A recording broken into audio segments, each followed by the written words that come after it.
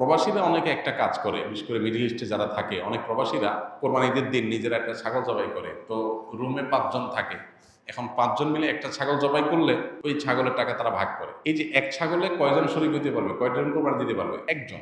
ভগ্নাংশ দেওয়া যাবে না। তাহলে একজন কোরবানি দিলে রুমের যে কোনো একজন কোরবানি দিবে, তো বাকি 4 জন তারা কি বসে বসে খাবে? গোশত তো সবাই খাবে।